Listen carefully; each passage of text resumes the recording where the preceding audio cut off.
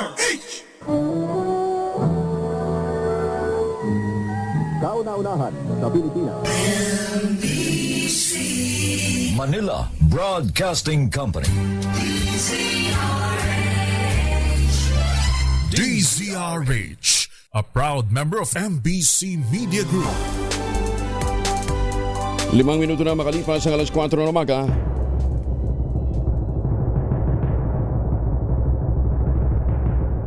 And the Golden Dove for Best Science and Technology Journalist goes to Angelo Palmones, DZRH. Ito na ang 28th KBP Golden Dove Awardee, Best Science and Technology Journalist, si Angelo Palmones sa Magandang Umaga, Pilipinas!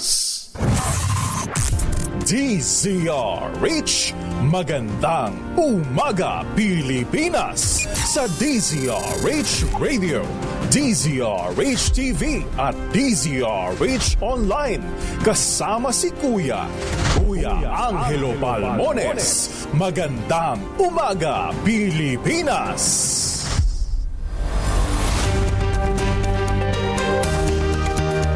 Bilis talaga ng panahon, ha? Matapos na rin ang Pebrero. Biyernes tayo ngayon, 20 ng Pebrero 2026. Sa ulo ng ating mga balita, Pangulong BBM, Mayor Leni Robredo magkikita sa Naga City bukas. Attorney Melvin Matibag itinalaga bilang bagong direktor ng National Bureau of Investigation. DPWH magtatayo ng permanenteng tulay sa sitio Aklian Oriental, Mindoro. Pangulong BBM pinagunahan ng panunumpa ng halos 2,000 bagong promote na mga guro sa Bulacan at Pampanga. Explosive eruption na itala naman sa Mount Canlaon. 3 weather systems magpapaulan sa ilang bahagi ng bansa sa susunod na 24 oras. Bagong balita, bagong impormasyon. Kasama si Kuyang Angelo Palmones. Magandang Umaga, Pilipinas! Kasama pa rin natin ang buong radyo natin FM nationwide, ang ating action radio station sa Luzon, Visayas at Mindanao. 91.7 FM radio sa Cebu at 94.3 FM sa Jansan. Sa detalye ng ating mga balita. Asahan ang maulap na papawirin at pagulan sa malaking bahagi ng bansa, epekto ng 3 weather systems. Sa inilabas na severe weather warnings ng Pag-asa, mula February 19 hanggang 20, nagbabala ito ng masamang panahon dahil sa mas matinding shear line. Magdadala ito ng malakas hanggang matinding pagulan sa ilang bahagi ng Visayas at Mindanao. Ang mga lugar sa Samar, Leyte at Surigao nahaharap sa mataas na panganib ng biglang pagbaha at pagguho ng lupa, maaaring magtuloy hanggang sa katapusan ng linggo. Kabilang sa apektado ng shear line ang Caraga, Davao Region, Northern Mindanao, Soxargen, Eastern Visayas, Cebu at Bohol. Sinabi ng Pag-asa na ang katulad na panahon ay mararanasan din sa nalalabing bahagi ng Mindanao. Epekto naman ng easterlies na maaaring magdulot ng flash floods at landslides. Samantala, makakaapekto naman ang northeast monsoon o amihan sa lagay ng panahon sa Cagayan Valley, Apayao, Kalinga, Aurora, Quezon, Metro Manila, rest of Luzon at ilang bahagi ng Visayas. Nagbuga ng abo ang Canlaon Volcano sa Negros Island kahapon. Sa ulat ng Philippine Institute of Volcanology and Seismology o PBOX, naitala ang isang moderately explosive eruption sa summit crater ng bulkan. Nagtagal ang aktibidad ng bulkan ng 2 minuto, nagsimula bandang alas 4:38 ng hapon. Umabot ng 2,000 metro ang taas ng ibinugang dark gray plume mula sa bunganga ng bulkan bago napadpad sa direksyon ng Timog Kanluran. Bukod dito, naitala rin ang ahensya ang pyroclastic density currents sa southern at southwestern upper slopes ng nasa loob ng 1 kilometro mula sa bunganga ng bulkan. Nananatili sa alert level 2 ang Bulkang Canlaon kung saan mahigpit na pinagbabawal ang pagpasok sa 4 kilometrong permanent danger zone. Itinigil na ng Philippine Coast Guard ang search and retrieval operation para sa nawawalang MBCA Amejara sa karagatan naman ng Davao Region. Ayon sa Philippine Coast Guard District Southwestern Mindanao, formal lang tinapos ang operasyon itong Miyerkules. Nawawala ang Amedyara noong pang January 19 habang patungo sana ng Gobernador Generoso. Isa lamang ang nakaligtas habang 6 ang kumpirmadong nasawi, 9 naman ang nananatiling nawawala. Nasagip ang lone survivor na si Christopher Bulig sa karagatang malapit sa Sarangani Island doon pang January 20. Nagpahayag ng pakikiramay ang Philippine Coast Guard sa pamilya ng mga biktima at sinabing lahat ng available resources ay nagamit sa isang buwang paghahanap. Humingi rin umano sila ng tulong sa pamahalaan ng Indonesia para naman sa search mission. Arestado na ng Pasay City Police ang isang Taiwanese national na itinuturong mastermind sa kaso ng chop-chop na katawan ng isang lalaking isinilid sa drum natagpuan sa Binondo, Maynila. Batay sa investigasyon at impormasyong nakalap ng mga pulis mula sa may-ari ng nirentahang van upang isakay ang drum, gayon din ang salaysay ng driver nito, galing ang asul na drum sa kondominium ng sospek. Itinuroy naman ang dayuhan ng mismong live-in partner na Pinay. Samantala na-recover din sa condo unit ng Taiwanese ang isang bakal na lagare at itak na pinaniniwala ang ginamit para i-chop-chop ang katawan ng biktima. Patay sa pangmamaril ang acting manager ng Puerto Princesa International Airport. Patay sa ulat, pinaslang ang biktimang si Joanna Johnson Infante noong mismong araw ng Ash Wednesday. Naglalakad si Infante sa Bayview Road sa Barangay San Pedro nang biglang sumulpot ang isang lalaki sa bandang likuran at saka siya binaril. Agad na tumakas sa suspect habang dinala naman sa ospital ang biktima, ngunit naideklarang dead on arrival. Kaugnay nito, hinimok ng pulisya ang publiko na agad na ipagbigay alam sa Puerto Princesa City Police ang anumang impormasyong makatutulong sa investigasyon para madakip ang suspect. Bagong balita, bagong impormasyon, kasama si Kuyang Angelo Palmones. Magandang umaga, Pilipinas! 12 minuto na makalipas ang alas 4 na umaga, mga misis. Amoy araw ba si Mr. pag-uwi galing ng trabaho? Abay dalian sa germ sa katawan nila para labanan ang amoy araw at amoy pawis, gumamit ang Shield Bath Soap regularly. Unbeatable ang Shield sa paglaban sa germs versus another brand by Shea Butter. Pampalambot ng kuti sa presyong abot kaya $12.50 SRP. Kaya naman recommended ito ng Philippine Nurses Association. Kaya mga misis, I challenge you, subukan ang Shield Bath Soap. Galit sa sakit, may malasakit, sulit na sulit na. Magandang umaga, Pilipinas! May winner na yung ating mahiwagang tunog. Sandali, hanapin ko lang ha. Isa pong nagngangalang Love Cervantes ng Barangay Abar, San Jose, Nueva Ecija, ang nakadali ng 16,000 ng ating mahiwagang tunog ayon kay Tunog Master Mabel Arribe. Magandang umaga, Pilipinas! Arestado ang isang 32 anyos na inamakaraan nitong ibaon ng buhay ang kanyang bagong silang na sanggol sa Pangasinan. Ano ba naman to? Nagawa pang ma-rescue ang sanggol ngunit namatay din kalaunan dahil naman sa cardiorespiratory arrest. Ayon sa pulisya, isang negosyante ang nag-report sa barangay makarang mapansin ang mga mantsa ng dugo sa lupang sakahan. Dito nakita ng mga otoridad ang itim na plastic bag na nakabaon malapit sa isang puno ng mangga kung saan natagpuan ang sanggol na nasa kritikal ng kondisyon. Agad namang natukoy ang ina ng biktima na isang security guard. Dinala sa ospital para sa medical examination. Sa ngayon ay inahanda ng reklamong infanticide na ihahain laban sa nanay na nagbaon ng sariling anak. Magandang umaga, Pilipinas! Pansamantalang isasara ang ilang kalsada sa Las Piñas City bilang bahagi ng selebrasyon na ika-51 International Bamboo Organ Festival.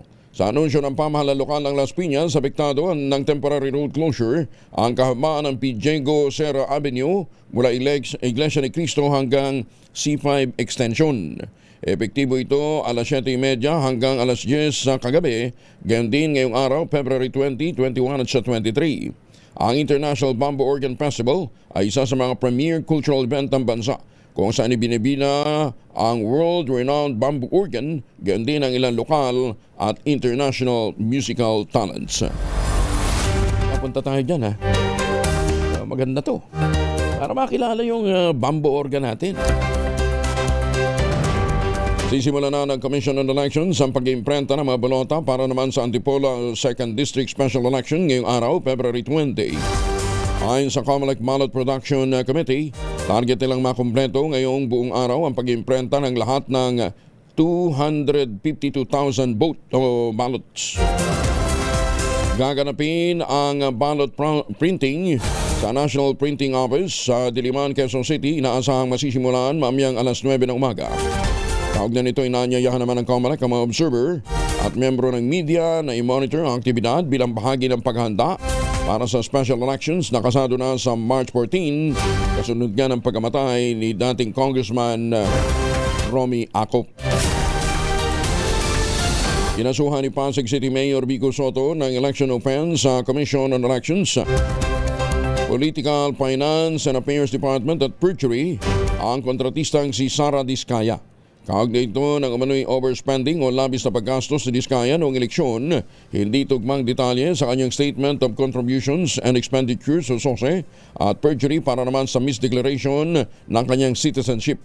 Sa siyam na pahinang reklamo ng alkalde, tinukoy nito ang under-declaration ni Diskaya ng kanyang campaign expenditure sa isinumiteng Statement of Contributions and Expenditures o SOSE matapos magdeklara lamang ng 895,000 na nagastos nito sa pangangampanya. Sino namang manluloko? 895,000 lang ang nagastos. Punto ni Soto, malinaw namang nilabag ni Diskaya ang allowable expenditure limit para sa pangangampanya. Nakagawa rin naman ng perjury si Diskaya nang i-omit ang ilang bagay sa kanyang campaign contribution. Kasalukuyang nakakulong na si Diskaya sa Lapu-Lapu City Jail hinggil sa pagkakasangkot sa manomalyang flood control project sa Davao Occidental. Matatandang komandinato si Diskaya laban kay Vico sa ilalim ng Unyon ng mga Gamay ng Bayan noong nakaraang eleksyon. Muling nagpaalala ang Office of Transportation Security o OTS sa lahat ng mga pasahero sa mga paliparan sa Pilipinas hinggil sa tamang proseso ng pagdadala ng mga baril at mga kahalintulad na kagamitan. Alinsunod dito sa direktiba ng Pangulong Bongbong Marcos na tiyakin ang seguridad, kaligtasan at komportableng biyahe ng mga pasahero sa mga paliparan. Nagungat ang muling pagpapaalala matapos na haragin ng mga security screening officers ang dalawang hindi dineklarang pellet gun sa Ninoy Aquino International Airport Terminal 2 noong February 12. Ang mga nasabing item ay natuklasan sa check-in baggage ng isang pasaherong patungo sana ng Tacloban via Philippine Airlines Flight PR2987. Nakita ang mga prohibited items sa pamamagitan ng routine X-ray screening ni SSO John Paul Alexander Ramos na agad din pinagbigay alam sa kanyang mga kasamahan at sa checkpoint supervisor na si Gretchen Abenira. Matapos ang manual inspection at koordinasyon sa PNP Aviation Security Group, nakumpiska ang pellet gun na bagamat pinayagan ding makamiyahe ang pasahero matapos ang documentation. Binigyan din po ng OTS na ang mga recreational gun na kamukha ng tunay na baril ay sumasailalim sa mahigpit na Civil Aviation Security Regulations dahil maaari itong makasakit o mapagkamalang totoong armas. Paalala sa mga bihero, dapat ideklara ang anumang baril o katulad na gamit sa PNP Aviation Security Group bago pumasok sa security screening. Ang mga ito ay pinapayagan lamang sa loob ng check-in baggage o check baggage at hindi sa hand carry at kinakailangan ng kaukulang mga papel at documentation bago ito tanggapin sa paliparan. Bagong balita, bagong impormasyon. Kasama si Kuya Angelo Palmones. Magandang umaga, Pilipinas! 19 na minuto na makalipas ang alas 4 ng umaga.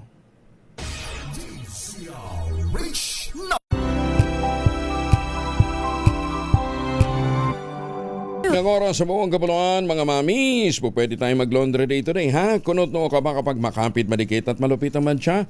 All you need is Pride. Ba't mapahirapan ang self ko sa Pride? Easy at worry-free naman ang laundry. Sa Triple Stain Away formula, tanggal ang matitindi mancha based on tensa chocolate, mud and Semper cotton. Gawa po ito ng ACS. Magandang umaga, Pilipinas! Nagbigay ang Philippine Amusement and Gaming Corporation o PAGCOR ng paunang 5 milyong piso bilang suporta sa Philippine Women's National Football Team na kilala bilang Pilipinas. Pagsabak nito sa 2026 AFC Women's Asian Cup, gaganapin ito sa Australia March 1 hanggang March 21. Ang tulong pinansyal na tinanggap ng Philippine Football Federation ay kasabay ng pagpapalakas ng momentum ng Pilipinas sa kanilang makasaysayang panalo sa 2025 Southeast Asian Games kung saan nakuha ng bansa ang kauna-unahang SEA Games gold medal sa women's football. Ayon kay PAGCOR Chairman at CEO Alejandro Tenco, ang pagsuporta sa mga atleta ay nagdadala ng karangalan sa bansa ay isang responsibilidad at national pride. Sinabi pa ni Chairman Tenco, dala-dala ng ating mga atleta ang watawat ng Pilipinas sa pandaigdigan ng tablado at ang kanilang tagumpay ay nagbigay ng inspirasyon sa milyon-milyong Pilipino. Malugod naman tinanggap ni John Anthony Gutierrez, Pangulo ng Philippine Football Federation, ang suporta ng PAGCOR at binigyan diin ang kahalagahan ng patuloy na suporta mula sa gobyerno at mga pribadong sektor. Ang nasabing halaga mula sa PAGCOR ay makatutulong sa mga gastusin sa training camp, international friendly games at iba pang aktibidad na paghahanda bago ang torneo sa Australia na tampok ang mga nangungunang koponan ng mga kababaihan sa buong Asya. Maganda umaga, Pilipinas! Lalo pang palalawakin naman ng SM Prime Holdings Incorporated ang presensya nito sa Visayas sa pamamagitan ng pagtatayo ng mahigit sa 60,000 square meters ng leasable office space sa Cebu City na inaasahang matatapos sa ilang bahagi ng 2026. Matatagpuan sa kahabaan ng A. Soriano Avenue sa North Reclamation Area ang SM Cebu o SM City Cebu Towers. Naglalayong serbisyohan ang mga traditional corporation at business process outsourcing o mga BPO firms na naghahanap ng alternatibo sa Maynila dahil sa mababang gastos at hindi gaanong traffic. Ayon kay Alexis Ortiga, Vice President at Head ng SM Offices, patuloy ang pag-angat ng Cebu dahil sa maayos na infrastruktura, skilled na mga magagawa at matatag na sistema ng negosyo. Ang bagong SM Office Towers ay tatayo sa loob ng redeveloped SM City Cebu North Wing Complex. Bahagi ito ng integrated approach ng SM Prime kung saan magkakasama na sa isang lugar ang opisina, mall, tirahan, ganyan din ang National University Cebu Campus. Baayos yun ha. Isang opisina na lang, Tina. Nandun ang negosyo, nandun ang eskwelahan. Tapos nandun din ang mall. Sa datos mula sa Lakeview Property Consultants, 55% ang kabuuang provincial office take-up noong 2025 ay mula sa Cebu, 33% naman itong nagpataas sa demand kumpara noong nakaraang taon. Maganda umaga, Pilipinas! Mga war materials ng NPA nasabat sa isang counter-insurgency operation ng tropa ng gobyerno sa isang interior barangay sa Las Navas, Northern Samar. Detalye ng balita mula kay Jane Galit Bantayan, Aris 34. Jane, good morning.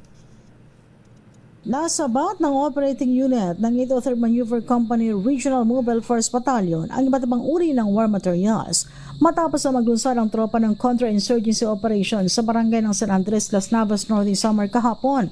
Itong mga war materials ay pag-aari ng New People's Army. Na-discover ng operating troops ang lugar na pinagtataguan itong mga armas sa pagitan ng barangay San Andres at barangay Rujas, bayan ng Las Navas, Northern Samar. Sa ulat, mismo rin ng isang former rebel returnee ang nagsumbong ng mga pinagdududahang New People's Army ay inilibing daw itong mga war materials sa nasabing lugar noong pang 2018. Nasabat ng tropa ang isang improvised shotgun, 4 rounds ng 12-gauge pellets, 60 rounds ng 5.56mm live ammunition, isang magazine, isang granada at 2 containers ng bigas at isang bote ng asin. Ang mga nakuhang mga war materials ay pansamantalang inilagay muna sa kustudiya ng 803rd Maneuver Company at ituturn over din ito sa Philippine National Police para sa tamang disposisyon.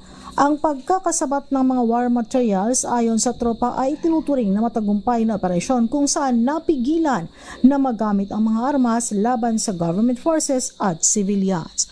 Mula sa Aksyon Radyo Katarman, RH34, Jane Galit Bantayan ng DZRH. Una sa Pilipinas, una sa Pilipino. Daghang salamat, Jane Galit Bantayan. Maganda umaga, Pilipinas! Ay baka may mga lakad ho kayo, huwag niyong kalimutan magbaon ng proteksyon laban sa mikrobyo. May dalawang formulation ng family alcohol na pwede nating pagpilian. Yung family 70% ay isopropyl alcohol, especially prepared for clinics, hospital, pharmacies, laboratories, pero okay na okay din po yan sa mga households. Very effective sa disinfection at sterilization. Ganyan ang bagsik ng family 70% ay isopropyl alcohol. Maghapon man natin gamitin, no problem. Hindi po manuno yung ating mga kamay dahil meron po itong moisturizer. Yun namang mabangong family rubbing compound improved alcoholone. Aba, yan yung mabangong isopropyl alcohol na ginagamit po ng mga masahista, mga barbero, mga doktor, mga nurse, mga kumadrona for sponge bathing and other cleansing purposes. Family rubbing alcohol parang di sa reachable na sa mahabang panahon. Mabibili sa namang butik at convenience stores nationwide. Family rubbing alcohol hindi lang pampamilya, pang sports pa. Paghahain ng warrant of arrest sa barangay Kilamada, Matalam, Cotabato Province. Uy, nagresulta ng 3 patay. Alamin natin kung bakit ganun kamadugo ang naturang pag-aresto sana. Mula kay Jun Di Makutak, Aris 19. Assalamualaikum, Brother Jun. Alaikumassalam, Kuyang Angel. Nagkaputukan nitong umaga ng Huwebes sa bahagi ng barangay Kilada, Matalam, Cotabato Province, habang inihahain ng Matalam PNP ang 2 warrant of arrest laban sa isang Ian Manyal, 30 years old, wanted sa mga kasong karnaping at droga.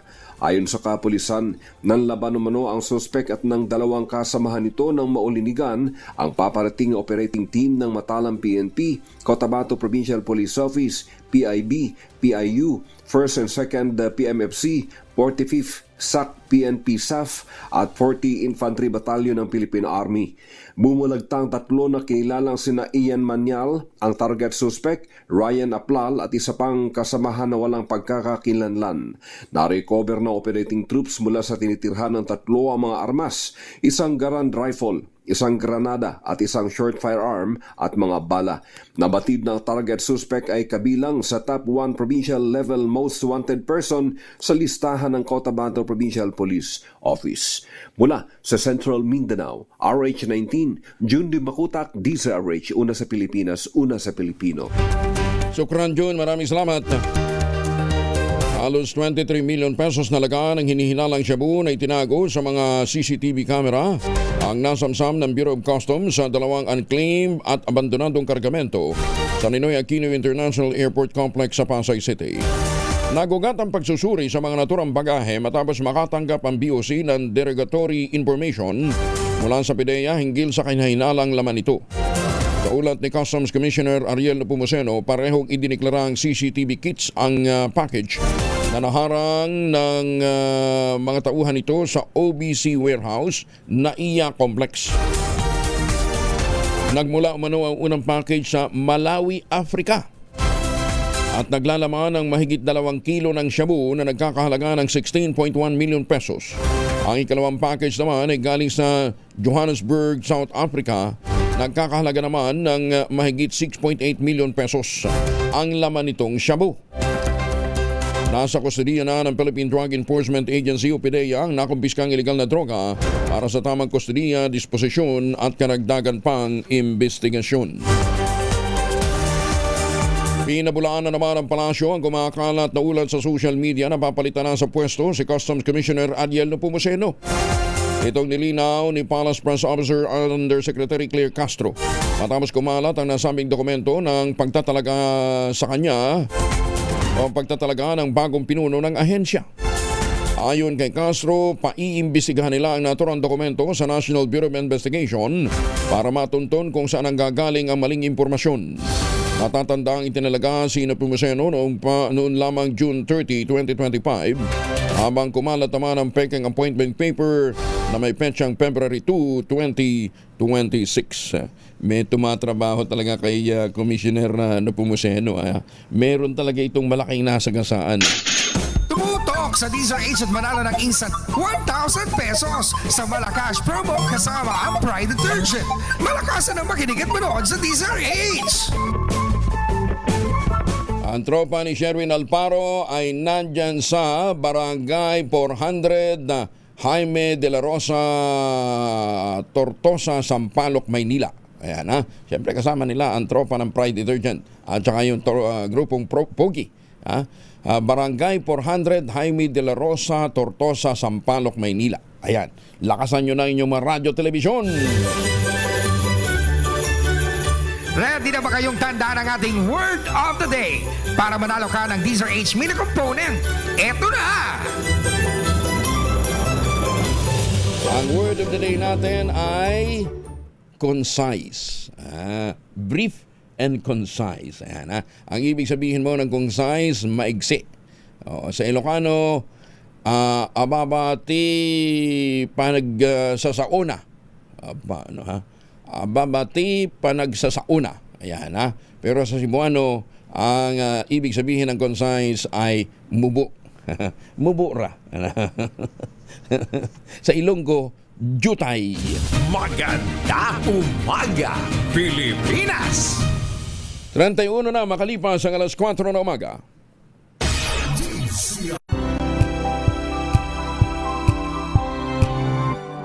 Maga, Pilipinas! Naimbag na bigat sa mga sukiho natin, ha?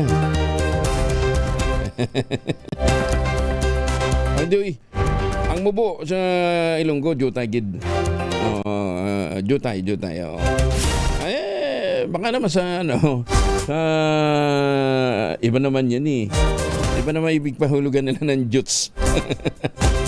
May aga sa mga katuran tara sa Negros. Ay magandang umaga sa mga suki natin sa iba't ibang panig ng mundo, lalong-lalo na sa mga seafarers natin, ha. Yung mga seaman natin na nakikinig sa atin habang sila'y naglalayag. Magandang umaga sa mga suki natin dyan sa Hong Kong, sa Taipei, Taiwan, sa Macau. Ay magandang umaga din sa mga Pilipino dyan sa Thailand at sa Middle East, ha. Sa mga suki natin sa Kuwait. Magandang umaga sa inyo, nagtatampo sila sa mga taga New Zealand. Lalo na sa mga taga-Amerika, mameban lang. Okay na kayo, ha? And sa mga suki natin dyan sa Las Vegas, sa New Jersey, sa Connecticut, sa New York, good morning. Baka pauwi ho kayo ng Pilipinas, wag na kayong magpasalubong na imported na tsokolate. Sabi nga natin, meron po tayong local brand, gawang lokal, but taste and looks global. Dahil ito'y tinulungan ng DTI at ng DOST. Ang tinutukoy po natin ay ang Tangerine Chocolate. Ang Tangerine Chocolate po ay produkto ng mga magniniyog, ng mga magsasaka dyan po sa lalawigan ng Quezon. Sa tulong nga po ni Dr. Helen Tan, yung pong mga planting material ng kakao galing Davao. Hinakot po yan para maitanim sa ilalim po ng mga nyugan. Kaya ngayon nagpuproduce na sila ng dikalidad na kakao beans, pinaprocess para maging Tangerine Chocolate. Available sa 0919-095-5935. Meron nyo itong mahigit 10 variants ng Tangerine Chocolate.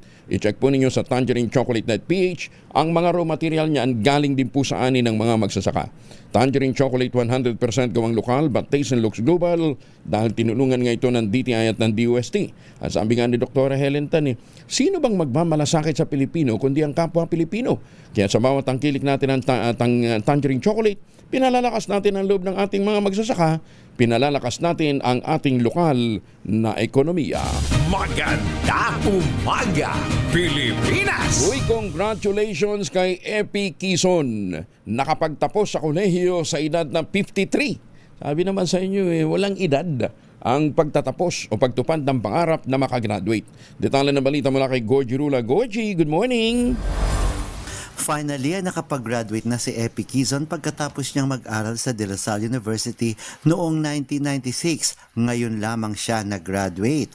Ipinost ni Epi sa kanyang Instagram account ang kuha niyang nakatoga bago siya umakyat ng stage para tanggapin ang kanyang diploma. Nakapag-graduate na rin siya sa edad na 53. Ipinatunayan niyang wala sa edad, basta may determinasyon ka ay magtapos ka ng kolehiyo at magagawa mo. Bukod pa riyan ay inalay niya ito sa kanyang namayapang amang si Dolphy. Matagal na raw kasi niya itong ipinangako sa namayapang Comedy King. Ang sabi ni Epi sa kanyang IG post, bahagi ng kanyang caption, "You did not just graduate, you fulfilled the promise. You honored your father's memory. You gave your mother the gift of completion. You showed your siblings that perseverance runs in your shared blood. You proved to your children that a vow, no matter delayed, is sacred." End of quote. Pinutakti ng pagbati si Epi sa post niyang iyon at ilan sa mga nag-congratulate sa kanya ay si Claudine Barreto na close kay Mang Dolphy nung ginagawa nila ang Home Along the Riles at si Elijah Canlas na co-actor ni Epi sa ginagawa nito ngayong stage play na About Us But Not About Us. Congratulations kay Epi Quizon. Gorgie Rula po nag-uulat mula sa showbiz ng DZRH. Una sa Pilipinas, una sa Pilipinas. Maraming salamat, Gorgie. Congratulations, Epi. Suspect naman sa robbery hold up sa Toril, Davao City na aresto sa hot pursuit operations. Detalye ng balita mula kay Jun Soter mula sa Action Radio Davao. May buntag ni mo, Jun. Mayong buntag usab Kuyang Angel, nadakip na mga otoridad ng isang suspect na nakilalang si Rusty matapos ang isinagawang follow-up at hot pursuit operation kaugnay ng robbery hold-up incident na naganap sa People's Bread Bake Shop sa Cruising Bayabas, Turil, Davao City. Ayon sa report, bandang alas 3:49 ng hapon, kahapon, Pebrero 19, 2026, ng pangunahan ni Police Colonel Manan Caracas Moarip, Acting City Director ng Davao City Police Office, kasama ang mga tauhan ng Police Station 8 sa pamuno ni Police Major Bautista at mga intelligence operatives ang operasyon upang matuntun at madakip ang sospek. Layunin ng hot pursuit operation na agad na mahuli ang sospek, matiyak ang kaligtasan ng publiko at maiwasan ang posibleng karagdagang kriminal na aktibidad sa lugar. Patuloy pang investigasyon ng kapulisan kaugnay sa insidente. Ito si Jun Suter para sa DZRH. Una sa Pilipinas, una sa Pilipino. Daghang salamat, Jun Soter. Iniutos naman ng Pangulong Bongbong Marcos Jr. kay Public Works Secretary Vince Dizon na bilisan ang konstruksyon ng Udalo Bridge sa bahagi ito ng Abra de Ilog Puerto Galera Road, isa sa missing link ng Mindoro Circumferential Road na mahigit 3 taon nang nakatenga. Sa ginawang pag-inspeksyon ni Dizon sa Udalo Bridge, sinabi nitong mahalagang bilisan ang konstruksyon ng natitirang 25 lineal meters na awang ng tulay para mabawasan ang pagtitiis ng mga residente na kinakailangan pang lumusong sa tubig para lamang makatawid. Doon sa Udalo Bridge, sinabi ni Dizon tatapusin din ng ahensya ang halos 7 kilometrong putol na bahagi ng Mindoro Circumferential Road matapos kanselahin ang kontrata ng mga diskaya. Nakakalungkot kasi buhay ng tao yung pinaglalaroan dito di ba? Nakita mo naman kanina yung mga nagmumotor. Buti ngayon summer, nakakadaan si Kahoy. Paano pag tag-ulan, di wala na makakadaan dyan. Tapos kung ikaw naglalakad Kahoy, sino bababa ka dito, agaw buhay pa pagbaba dyan. Ang lupit Oo nga naman. Sek, ituloy mo yan Sana nga matapos ka agad. 33 anyos na lalaking guro sinintensya ng habang buhay na pagkabilanggo sa kasong child abuse. At ito'y naaresto naman sa Burgos, Pangasinan. Detalye ng balita mula kay Freddy Pajardo, Aris 38. Masantos siya kabasanid siya kamin sa ating mga suki dyan sa Pangasinan, Freddy. Masantos siya kabosan Kuyang Angel. Ilang taon ding hinintay ng minor de edad na estudyante ang katarungan sa ginawang kalapastanganan sa kanya ng itinuring niyang ama sa paaralan na kanyang guro na 33 anyos na residente ng Alamino City, Pangasinan. Matapos magbaba na ng hatol kahapon ang Regional Trial Court Burgos ng desisyong Mitimus Order for Sentence para sa paglabag sa Section 5B Article 3 ng Republic Act 1716 of Child Abuse sa ilalim ng 4 na criminal case number B-1545 to B-1548 na may petsang February 19, 2026, reklusyon perpetua o habang buhay na pagkabilanggo ang hatol without eligibility for parole and such accessory penalties provided by law respectively. Ayon kay Burgos OIC Chief of Police Captain Jason Aurelia, ngayong araw ay nakatakda ng ilipat sa BGNP Burgos ang sentensyadong guro. Mula sa Action Radio Pangasinan, ito si Freddy Pajardo, Aris 38 nag-uulat para sa DCRH, una sa Pilipinas, una sa Pilipino. Maraming salamat, Freddy. Samantala, mag-asawa arestado naman sa operasyon laban sa illegal na droga sa Zambales. Detalye ng balita mula kay Danny Kumilang, Aris 37. Danny, good morning. Naaresto ang isang mag-asawa sa isinagawang bypass operation ng mga operatiba ng San Felipe Municipal Police Station sa pamumuno ni Police Captain Nino Ryan Openga, 1:20 na madaling araw sa Barangay Santo Niño, San Felipe, Zambales. Isinagawang operasyon matapos ang serye ng surveillance at beripikadong impormasyon kaugnay sa umano'y patuloy na pagbebenta ng illegal na droga ng mga suspect sa nasabing lugar.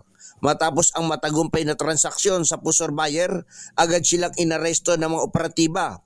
Nakumpiska mula sa mga sospek ang 5 sachet ng hininalang shabu kabilang ang ginamit na by bus money.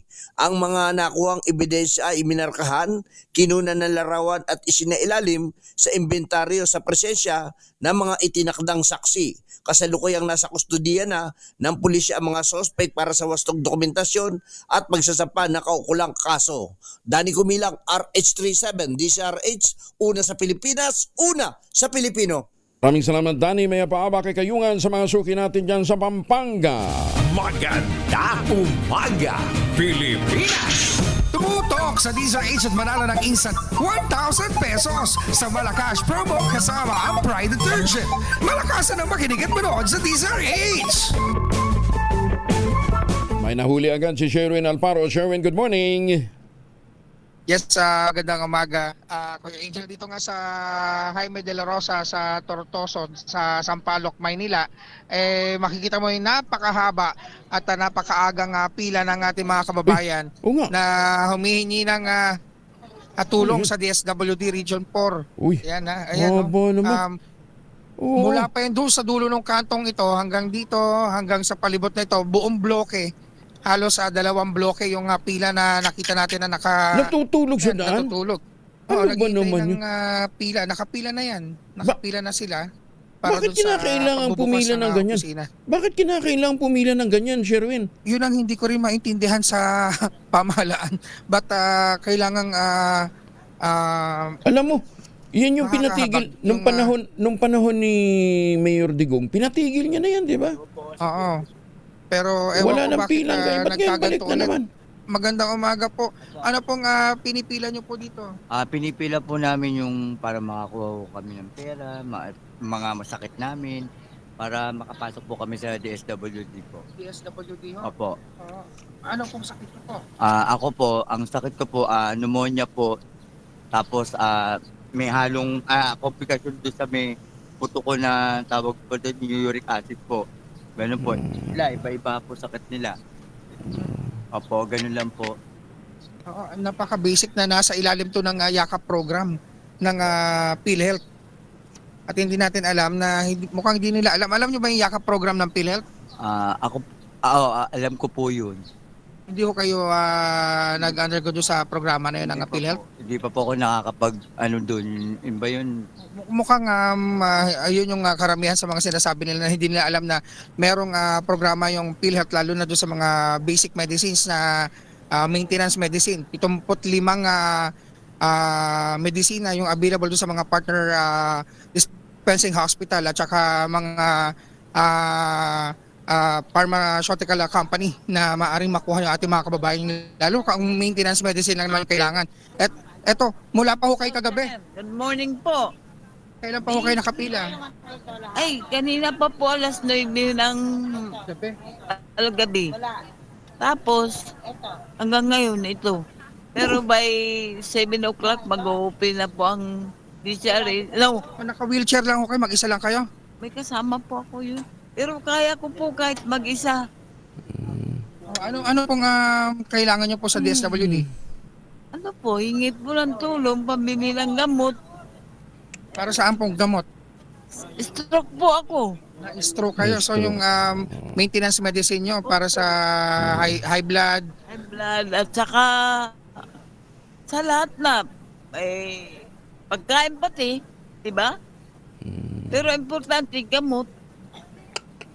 Hindi lang, may mga may mga kapatid tayo dito na Si Angelo? hindi po ako si Angelo. Si Angelo po nasa studio. Sa studio siya. Hello, sir. Kumusta na kayo? Mabuti ho naman. Ako lagi nakikinig sa DCRH. Ayan, opo. Mabuti na, chimpaw ko si sir nandito. Oo, sige. Nagro-roaming siya. Oo, Sherwin. At Angelo, yan, may mga kapatid pa tayo na mga wala ng paningin na anong oras ko kayo nandito na sa pila? Alauna pa lang po, madaling araw. Paano kayo nagpunta rito? Mag-isa lang kayo? Opo, sumakay lang po ng Joyride, may baston. Kasi dati nagpunta na kami dito, sa haba ng pila, nahilo kasama ko, hindi na sumama. Kaya nag-ano na lang, nagbaka sakali na lang. Lakay, Angelo, mukhang may problema talaga dun sa disseminasyon ng impormasyon na napakarami na maaaring makaavail ng programa ng yakap ng PhilHealth. Pero andito sila sa DSWD para pumila para sa pangailangan nilang gamot kasi yun yung alam nila. I-coordinate natin na maayos yan, Sherwin, ha? Ganun talaga. Malu. I-note natin to at pakibigay kay MA. Ano, Kay para, Secretary tawag natin kay Rex, baka Secretary. panawagan kayo kay Pangulong Marcos. Ay, Jer, sana po, tulungan niyo po. Ang daming naghihirap. Ito nagsasadya sa mismo dito sa DSWD para makahingi ng tulong. Sana po lahat matulungan niyo. Napakadami, Angelo. Ang pangalan niyo po, nanay? Ruth Daso. Taga saan kayo? Ang province ko po ay Basay, Samar. At taga Basay, Samar si nanay. Nandito ako nakatira sa Pandakan po. Oo. Nay! Yun. Nay! Kaya kung minsan talaga sumasadya po kami dito para manghingi ng tulong. Hindi ka maghilak, Nay. Hindi ka maghilak, hindi na maupay nga daga. Ay, ito sa mga sinasabi sila. Oo. Wala siyang... Sige. Mamigay na muna tayo. Ano po sabi? Anong sabi mo, Kuya Angel? Hindi, sabi ko, wag iiyak si nanay. Sir, good morning po. Pero... Hindi. Ang alam ko, kababayan ko, Bisaya rin yan eh. Dili ka maghilak, Nay, dili ka maghilak, Nay, kay dili na maupay nga daga. Hindi na maupay nga daga. Ha? Hindi narinig eh. Oo. Sige. Ayan, sige, Angel, maraming salamat, nanay, ha? Natin po yung inyong Sherwin, sa pamahalaan. Sherwin, Angel. abutan mo na nga muna ng 1,000 si nanay. Okay, dahil nanay, Ayan. kaibigan ni Angelo, eto, may pinapaabot siya sa'yo. Salamat, sir. Salamat. Sir, maraming salamat, sir. Sana po, sasadya talaga ako doon sa Diserit sa may, malapit sa Rojas Boulevard, di ba? Sabi ko, sasadya ako doon, hihingi akong tulong sa inyo talaga. Dyan na lang, Nay, kasi baka maagawan pa kayo sa pila. Namin. Oo, sige. Inonote natin to. Patrabaho natin to kay ano. Mangingi ka pero naghihirap pa bago ka matulungan. Sige, natin yan sa Operation Tulong. Paparating po natin sa Office of the President itong sitwasyon nyo dito sa dito yan sa Barangay 400 sa may Jaime de la Rosa Street. Alam mo ba na taga dito pala si Jaime de la Rosa?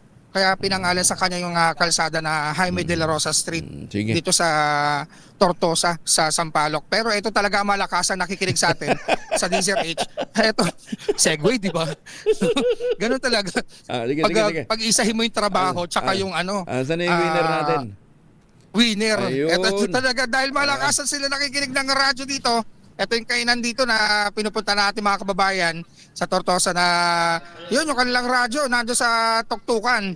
Pero ang abalang-abala rito yun nandoon to sa kusina na naghahanda ng lahat at mahilig makinig ng radyo. Nanay, pangalan niyo po? Marieta MP. Si Nanay Marieta MP. Si Nanay Marieta MP. Sino paborito ang announcer pag umaga? Si Angelo Palmones. Nay, dati ka taga-showbiz Pa. Nay, dati kayong taga-showbiz, Parang napanood ko, lumalabas kayo dati sa pelikula eh. Ito yata yung ka-partner ni Jaime de la Rosa. Kayo ho ba nakalab team ni Jaime de la Rosa? Lady ni Rogelio de la Rosa. Rogelio. Si Rogelio. Dito si Rogelio de la Rosa. Tsaka si Jaime de la Rosa. Dito. Ayun, ito mo. Kababata nyo. Yung asawa ko, kababata niya. Sila Jaime tsaka si Rogelio. Kalaro niya. Kita mo, sabi ko na nga ba artistahin si nanay eh. Siya, Beauty. sige. Okay, kita. May apo na ho kayo, Nay? 62. 62 ang apo. 62 ang apo nyo? Ay, hindi. Ang edad ko, ang apo ko, 10. 10. Ayun. Siya, sige. Dahil sino pa rin yung announcer tuwing umaga sa DZRH? Si Angelo Palmones. Dahil pa rin yung si Kuya Angel ito meron ka 1,000 pesos. Ay, thank you. Thank you po, Angelo Palmones. Walang naman po. Gani ho yan sa bulsa ni Sherwin ang totoo. Baka madadagdagan pa. Ay, talagang madadagdagan po yan kapag nasagot nyo yung ating word of the day. Ano po yung word of the day natin? Concise. Concise! Magaling, Dahil oh. dyan nakuha niya ang ating medium component natin sa atin ng Astron Appliances, alagang Astron, alagang maasahan. Available sa ating mga suking appliance store nationwide. At hindi lang yan, meron pa kayong grocery bag. Yan, mula yan sa ACS at sa Deezer H. At ang pinakabago, pinakamalaki, pinakamabango, ang Pride with Fabric Conditioner, Korean Strawberry Bloom Detergent Powder with Stain Away Formula. 2 kilo yan, kaya kahit gano'ng karaming labahan, ubos yan! Thank you, thank you. Walang Very anuman. Sige Happy po. Valentine. Enjoy ho. Happy Kaya pala Valentine's. pulang-pula si nanay. Oo, Ramadan na. Kaya sa mga kababayan natin ay manalo ng 1,000 pesos, lagi tumutok sa Deezer H. Baka na ang susunod nating winner sa Deezer H, Malacash promo kasama ang Pride Detergent. RH number 6, Sherwin Bata Alfaro, Deezer H. Una sa Pilipinas, una sa Pilipino. Maraming salamat, Sherwin. Tutok lang, tutok na sa Deezer H Radio, Deezer H Facebook, Deezer H YouTube, at Deezer H TV. Baka ikaw na ang susunod na winner sa Deezer H Malacash promo. Balita, bagong impormasyon, kasama si Kuyang Angelo Palmones. Magandang umaga, Pilipinas! 54 na makalipas ang alas 4 na umaga, oras na para tayo po naman ay mag-ultamayo. Ano nga bang ultamayo? Ito po yung postbiotic with Lactococcus lactoserine plasma. Pero sabi nga po ng mga dalubhasa, ng mga eksperto, aba, isang oras bago matulog, 2 kapsula. Mas mapapakinabangan ho natin ang benepisyo ng ultamayo. Ang ultamayo po ay dumaan sa mahabang clinical trial, hindi testimonial, hindi mga kwentong kutsero, kundi human clinical trial. Ang bawat kapsula ng ultamayo ay nagtataglay ng 50 billion cells ng Lactococcus lactoserine plasma. Kaya't napaka-potent po nito na pagpasok po sa ating katawan, ina-activate nga po yung PDC, yung plasmacytoid dendritic cell. Yan po yung tinatawag na madalubhasa na commander ng ating immune system, responsable sa pagtataboy ng mga toksin sa ating katawan habang tayo po ay natutulog. Ilan lamang ho yan sa mga benepisyo ho ng ultamayo. Kung gusto nyong mahimbing ang tulog, syempre mag-ultamayo para pag nabukasan, magandang gising. May panlaban sa puyat, pagod at stress. Kung may mga concerns pa ho kayo, may mga tanong ho kayo tungkol sa ultamayo, mag-text lamang sa 0931-033-2871. May mga medical experts ho tayo nakastambay dyan. Sasagutin ang inyong mga tanong, anything under the sun. Huwag lang mangungutang. Yan. Ang ultamayo po ay registrado sa Food and Drug Administration, halal certified. Available po ito sa Mercury Drug, syempre, HB1 Plus Pharmacy, Mesco Drug at Curamed. At ang magandang balita, kapag bumili ka ng isang box ng Ultamayo Postbiotic, yung 30 capsules, sa alinmang Mercury Drug Store sa buong bansa, makakakuha ka pa rin ng free 100 pesos Mercury Drug Gift Certificate. Promo runs until July 31, 2026 only. Per DOH FDA, CFR permit number 0981, series of 2025. Mahalagang paalala, ang Ultamayo ay hindi gamot at hindi dapat gamiting panggamot sa anumang uri ng sakit. Bagong balita, bagong impormasyon, kasama si Kuyang Angelo Palmones. Magandang umaga, Pilipinas! Construction worker kritikal matapos pagbabarilin ng hindi pa nakikilalang suspect sa bayan ng Leyte, sa lalawigan ng Leyte. Leyte. Detalye ng balita mula kay Jimmy Angay-Angay, Aris 32. Jimmy, maupay ngaga. Isang construction worker kritikal matapos pagbabaril sa bayan ng Leyte. Kinilala ng PNP ang biktima si alias Dunduna sa 8 taong gulang residente ng Sitio Manga, Barangay Salog, Leyte. Nangyari ang insidente sa Sitio Manga, Barangay Salog sa naturang bayan. Ang suspect ay isang lalaki na ka-sky blue na t-shirt, maong na short pants, 5'4" ang kataas at nakasakay sa Suzuki Smash na single motorsiklo. Sa investigasyon ng PNP, ang biktima ay papawin na silang bahay ng pagbabarilin ng suspect, tinamaan sa kanang bahagi ng dibdib. Itinagbo ang biktima sa Carigara District Hospital at inilipat sa Eastern Visayas Medical Center, Tacloban para malapatan ng kakulang lunas. Sa kasalukuyan sa gawa pa ng Leyte PNP ang hot pursuit operation para makilala at maresto ang suspect. Nabatid isang fish vendor din ang pinagbabaril habang natutulog sa ilang bahay sa Sitio Tabige, Barangay Consigra, Leyte, kung saan namatay ang biktima.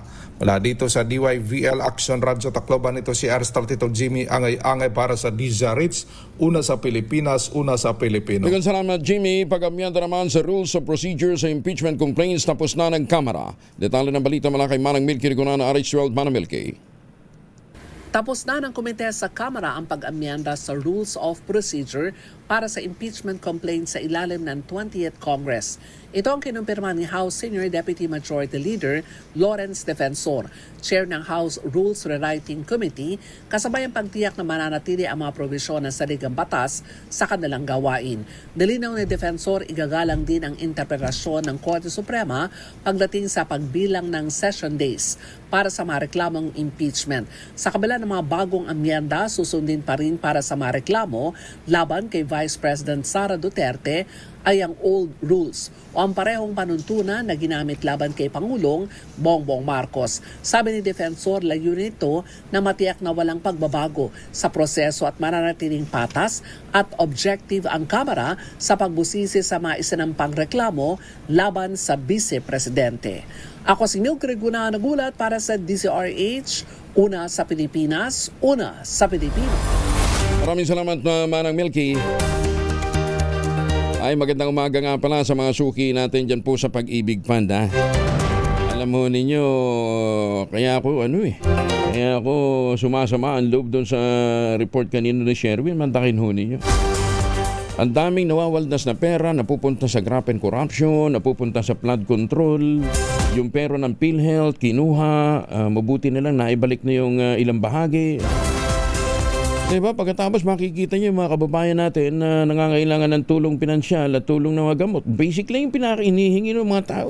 Pipila ng 10 oras ng gabi hanggang madaling araw, titiisin yung lamig para lamang makakuha ho ng ayuda. Ay, sus, may ginoong buhay ito. Samantalang may mga ahensya ng gobyerno na nagtatampisaw sa luho. Gamit ho ang mga nakulimbat nila sa pondo ng bayan. Ay, Senate Blue Ribbon Committee, kumusta na ho kayo, ha? Ito. Tatandaan nyo, diniscuss natin noon yung pagbili ho ng Pag-ibig Fund ng preferred shares para po sa mega-wide construction. 10 billion pesos ho yun. Alam ho niyo ba't nakakapanggalaiti ho itong pagbili ho ng preferred shares? Ang preferred shares ho kasi, pautang, parang pautang na walang due. Bahala si Batman kung kailan mag-due yan. Ano ha? Paano mo maibibenta kung halimbawa mahina ho, palugi yung kumpanya? Diba? Ano mangyayari ho sa iyo? Yan ha. 10 billion ho na pondo galing sa Pag-ibig Fund ang ibinuhos dyan. Pambili ng preferred shares ng mega-wide construction. Ayan, yan ho yung 10 billion. Pero alam ho ba ninyo na meron pa bukod sa 10 billion, meron pa palang 6 billion na ipinautang naman sa EEI na nalulugi din. Noong first year pa lamang po ng Pangulong BBM, speaker pa noon si Speaker Martin Romualdez, binili ni Speaker Martin ang 20% ng EEI common shares. Nagkakahalaga ng 1.2 billion pesos. Nalulugi na noon, ha, pero binili niya yung shares ng EEI worth 1.2 billion pesos. Siguro gagamitin nun gagamitin ng EEI for flood control project. Hindi umubra. Ayun. So, nung ma-realize niya medyo tagilid, gusto sanang ipa-buy out na sa EEI yung kanyang nabili na 20% share. Walang pera ang EEI. Doon pumasok si Pag-ibig Fund. Nag-invest ito ng 6 billion.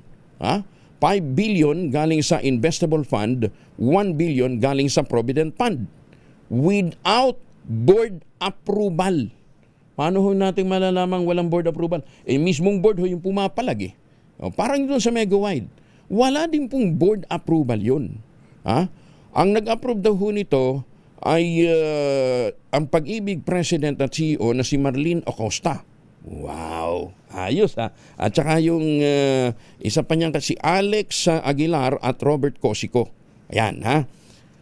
Dinidiscuss ho natin to dahil contribution ho natin. Pera ho natin itong ginagastos dito sa pagbili ng kung ano-ano ng walang board approval. March 2025, tumaas siyempre yung financial portfolio ng EEI kasi pumasok nga yung 6 billion investment Ayan, siyempre, papasalamat sila kay Madam Marlene Acosta na binigyan ho sila ng pondo. Ayan. March din, ibinenta naman ni dating Speaker Martin ang 20% common shares niya mula sa EEI na binili niya ng 1.2 billion to the tune of 3.75 billion pesos. Wow! In less than 1 year, kumita siya ng halos doble o mahigit doble nung kanyang investment. Hanggang ngayon po, sa mga petsang ito, bagsak pa rin ho ang shares ng EEI. As of December 2024, yung EEI common share ay 3 pesos and 360. Ngayon po ay 2 pesos and 16 centavos. Ayan ha. Kaya pala itong Pag-ibig Fund, panay ang pag-release ng mga press release nila, pampapogi. Teka muna, natatandaan nyo si Arnel Ignacio, di ba nasipa ito sa OWA, kinasuhan pa dahil sa 1.4 billion pesos land acquisition nang walang board approval. Matibay si Acosta ha, hindi pa natsuchugi hanggang ngayon kahit nagrereklamo na yung board. Yung mga opisyal ho ng EEI nito mga nakaraang araw, nagsipag-resign na. Kumusta naman yung stock ho kaya ng stock stock prices ho ng Megawide Construction, ha? Ayan, 10 billion ho binuhos doon. Ayan, ha? Ay, susme. Bakit nga ba preferred shares ang binibili ng Pag-ibig? Ayaw nating maniwala na meron hong commissioner, ayan, ha? Meron pong kumikita sa pagbili ng preferred shares. Kasi nga naman, bahala si Batman kung kailan mo po pwedeng ibenta yan. Ayan, ha? Ay, susme. Ayan. So, sinong papanawagan natin dito? Maawa ho kayo. Pera ho namin yan eh. Pinaghihirapan namin yan eh. Binubuhos namin yan. Akala namin secured na secured. Ano ba naman yan? Oo. Tapos makikita mo, dalawang investment, 10 billion at saka 6 billion sa mga tagilid na mga kumpanya. Sana naman makarecover. Magandang umaga, Pilipinas! Ginigisa sa sarili nating mantika. 5 minuto na makalipas ang alas 5 ng umaga. This time check is brought to you by ACS Manufacturing Corporation, ISO certified, maker of world-class quality Pride detergent. RH! Champion Detergent, tapat po sa inyo. RH! Ang balitang yan ay hatid sa inyo ng RH Super, ang shot ng tropa. Kauna-unahan sa Pilipinas. Manila Broadcasting Company. DZRH, a proud member of MBC Media Group. Magandang umaga, Pilipinas! 6 na minuto na makalipas ang alas 5. Estate tax amnesty dapat pang palawigin ayon kay Senator Mig Zubiri. Detalye ng balita mula kay Raymond at Paz sa Aris 28. Raymond, good morning. Nanawagan si Senate Majority Leader Juan Miguel Mig Zubiri na muling palawigin ng estate tax amnesty hanggang December 31, 2028. Ito ay kasunod ng inihain niyang Senate Bill number 1865 o further extending the period of availment of the estate tax amnesty. Sabi ni Zubiri, layunin nitong bigyan ng sapat na panahon ang mga pamilya na mabayaran ng hindi bayad na estate tax. Ang estate tax ay ang buwis na binabayaran ng pamilya ng namatay bago nila mailipat ang titulo ng lupa sa kanilang mga pangalan. Marami umunong nahirapang mabayaran ng kanilang estate tax dahil wala talagang mapagkunan o kaya'y nalalakihan sa babayarang halaga batay sa 6% ng kabuang halaga ng ari-arian. Kapag hindi nila nabayaran ay lalong lumalaki dahil sa mga penalty at humahantong pa sa asunto. Ang pinakahuling estate tax amnesty ay nagtapos na noong June 14, 2025, ngunit marami pa rin ang nananawagan ng isa pang extension. Ito si RH28, Raymond at Paz para sa DZRH, una sa Pilipinas, una sa Pilipino. Maraming salamat Raymond. Malacanang naninindigang na ayon sa batas ang pagpapadala kay dating Pangulong Digong Duterte sa The Hague. Detalye mula kay Let Narciso, RH14. Let, good morning. Iginiit ng Malacanang na ginampanan lang ng gobyerno ang tungkulin nito nang ipadala si dating Pangulong Rodrigo Duterte sa The Hague. Ginawa ng palasyo ang pahayag matapos maglabas ng waiver ang dating Pangulo na hindi siya dadalo sa kanyang confirmation hearing. Idinahilan nito na hindi niya kinikilala ang jurisdiksyon ng International Criminal Court at kinidnap lang umano siya.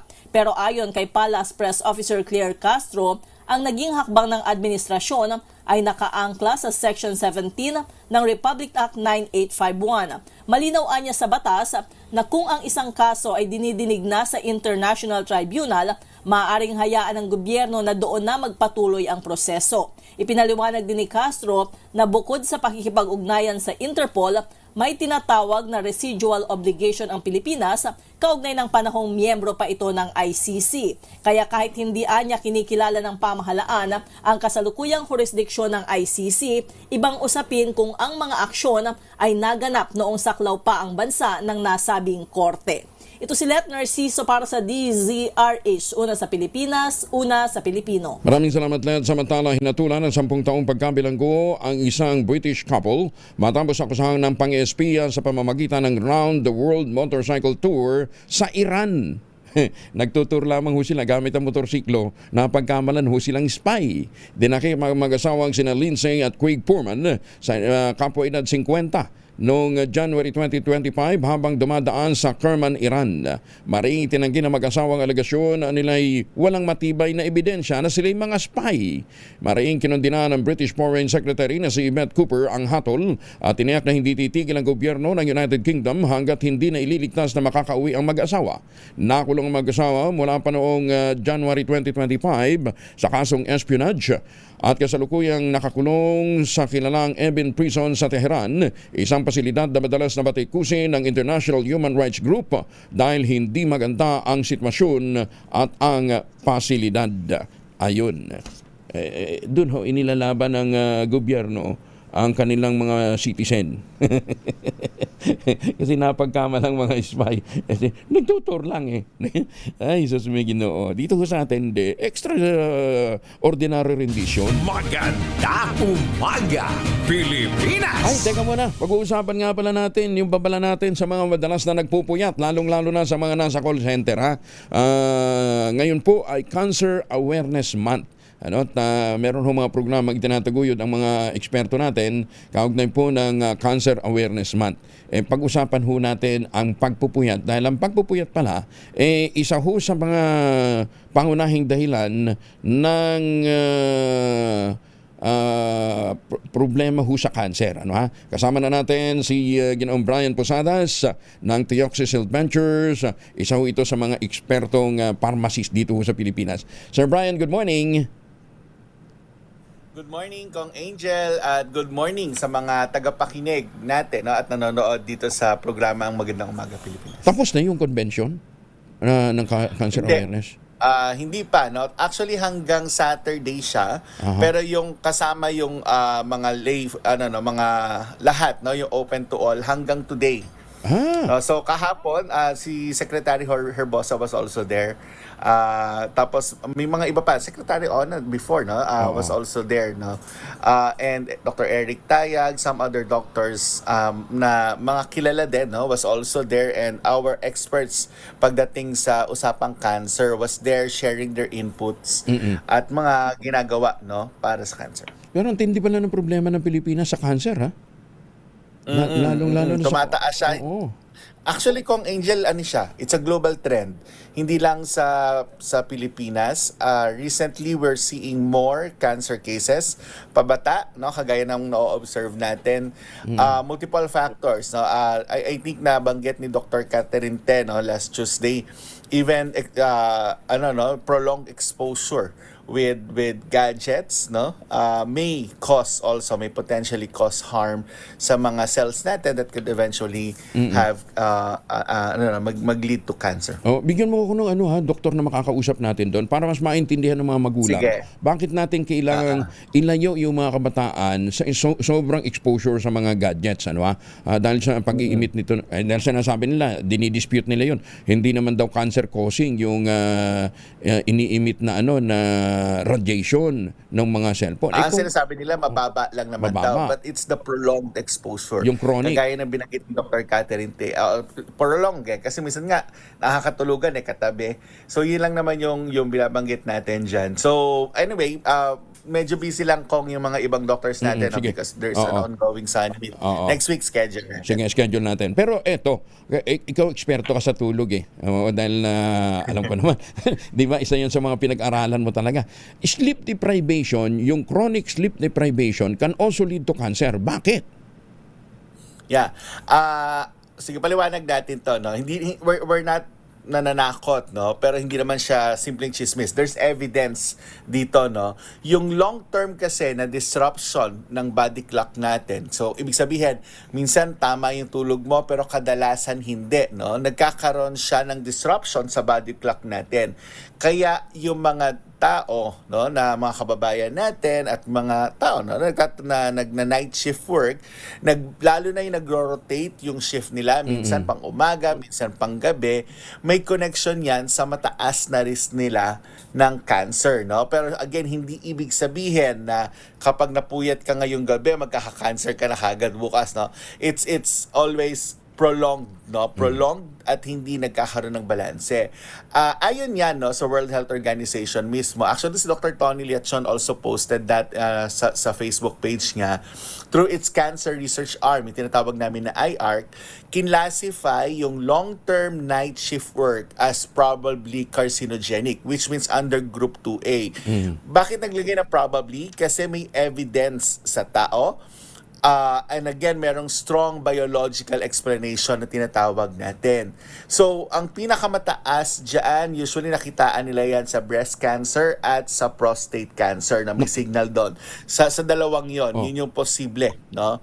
Pag sinabi natin kung Angel, may risk, meaning may possibility, so lalo na kung may genetic problem, merong genetic, no, na mana, no, na cells from mga magulang natin, mas mataas yung risk. But again, ang sinasabi natin dito, mas mataas pa talaga ang pinaka-problema, which we all know, sigarilyo at obesity. Now, siguro para lang mas maintindihan natin, no, yung connection, kung Angel, no, nung tulog, yung malalim na tulog sa cancer, no? One of the connections here, yung tinatawag natin na natural hormone na lumalabas sa katawan natin, yung melatonin. No, alam natin meron ding mga oral supplements ngayon na melatonin, no? But naturally your body produces that. Kung ano yung kailangan ng katawan mo, pinoproduce yan natural ng body mo. So, paano nangyayari yan? Kapag nagdidilim yung paligid mo na, or meaning oras na ng tulog mo, yan yung time na lalabas yung hormone na yan. So, may role yan sa pag-regulate ng cell growth natin. So, kapag laging mali yung oras ng tulog natin, nababawasan yung melatonin. So, parang nawawala kung Angel yung tinatawag na yung parang night repair system ng katawan natin. Sa gabi, nagkakaroon ng repair, lalo na ng deep sleep. So, ang advice natin madalas sa mga night shift workers, no, your body needs to have a dark moment, no, para maalam ng katawan mo, oy, oras na ng tulog ko. So, usually, sinasabi natin, pagka matutulog, pwedeng maglagay ng makakapal na kortina, kung Angel, para talagang dark yung loob ng kwarto mo. So, your body naturally produces melatonin. Hindi siya pwedeng prolonged use kasi, no, na gawin natin siyang araw-araw kasi minsan nagkakos din yan ng side effect. Tamang dami and your body naturally produces that. Number 2, kapag kung Angel kulang sa tulog, humihina yung tinatawag nating natural killer cells. At ito yung mga sundalo din ng katawan natin. Napapaliwanag natin to, no? Pag bumaba ang immune system natin, yung immune cells natin, pag nagkakaroon ng cancer cells, hindi niya kagad na de-detect yung natural killer cells natin, yung mga T cells natin. So, nagkakaroon ng oportunidad, no, yung mga cells, yung mga cancer cells na mas mag-proliferate. So kaya again, binabanggit natin, even in treatment naman ngayon, meron na tayo mga tinatawag na immunotherapy na binibigay for cancer patients. Kasi para masigurado na yung immune cells mo mismo yung papatay sa mga yan. So, pag lagi kang kulang sa tulog, bababa din yung immune system natin. Kapag napagod yung sundalo natin, of course, lagi na sinasabi, mas mahina yung bantay. Number 3, kapag puyat tayo, yung stress hormone tumataas, which we know already stress really has a big factor on cancer. Long term, nagkakaroon ka ng low-grade inflammation. Laging may pamamaga na nakalink din yan sa mga chronic diseases like cancer. So, etong tatlong ito, no? And of course, alam naman natin pag hindi tama ang tulog mo, may probability rin na mag-cause ng obesity. So, tumataas talaga yung risk factor. So, again, short sleep. Ito kung Angel ang pinaka for me alarming, no? Combination, no, na madalas nakikita natin sa mga kababayan natin on a night shift. Usually kulang yung sleep, short sleep, 4 to 5 hours. Very stressful yung work, no? Lagi silang inaaway, alam naman natin yan, no? Plus, of course, minsan hindi na healthy yung choices ng food. Ang taas magkape, no? Yung kape na sobrang tapang, no? Tapos marami nagkakaroon ng diabetes at hypertension and metabolic syndrome. So combined ito plus your short sleep, talagang higher yung risk ng cancer natin. So minsan hindi direct yung cause ng puyat pero nagiging daan siya para sa iba pang kondisyon na nagpapataas ito. Yun yung reason why ni-raise siya to alarm people na mahalaga yung natural na proseso ng body natin. Sir Brian, okay lang na magpuyat ako. Meron naman akong ultrabayo eh. Tama ba yun? Yeah, but Kong Angel, again, it's compounding factors. No? Definitely, your ultabio can help. Kasi yung Lactococcus lactis strain plasma was proven on clinical studies as well to lower yung chronic inflammation natin. It also helps provide good quality deep sleep. So, ibig sabihin, pag natulog ka, malalim yung tulog mo. At yes, mas bumibilis yung way of your body to recover. Kasi pag deep sleep ka, mas nagre-recover. But again, tandaan, no, Kong Angel, kahit naman meron tayong lahat ng vitamins na iniinom, kung hindi naman natin tinutulungan din yung katawan natin. Parang halimbawa, umiinom naman ako ng gamot ko, pero lagi namang fatty yung mga foods na kinakain mo, lagi hindi healthy, hindi ka nag-exercise, hindi ka natutulog. Again, oo nga, meron kang food supplement, pero nakakatulong, totoo, pero hindi ka naman natutulog. 3 oras lang yung tulog mo. Mahirap din yan. So, you have to help your body. So, multiple kasi yung factors that can cause cancer. So, multiple yung solutions that we should take para ma-prevent ang paglala nito. Bakit nagiging adjunct treatment ng cancer ang ultabayo? Okay, ginibigay siya minsan ng mga ibang doktor, no, for cancer.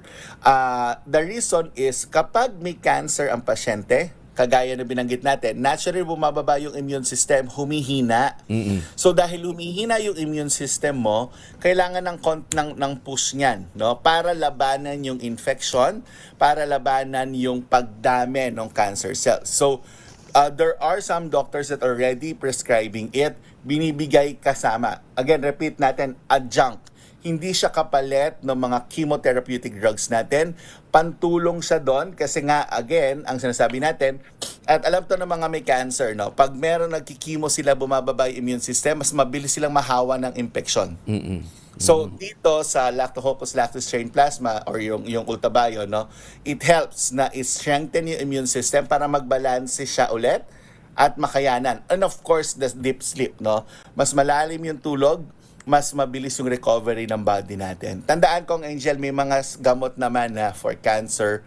Mahalaga pa rin and always advocate for this, early detection.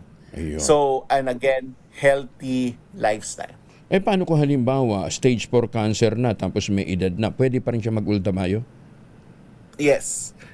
Kong Angel, safe naman siya, no, na i-take ng mga pasyente kahit stage 4, no, at the very least para matulungan yung katawan niya na lumaban. Mas tumataas yung fighting chance, not necessarily, and I won't be irresponsible to claim it's for cancer, no. Kaya nga it's adjunct treatment, meaning matutulungan yung katawan mo but hindi siya yung kailangan mo pa rin yung ibang anti-cancer medicines.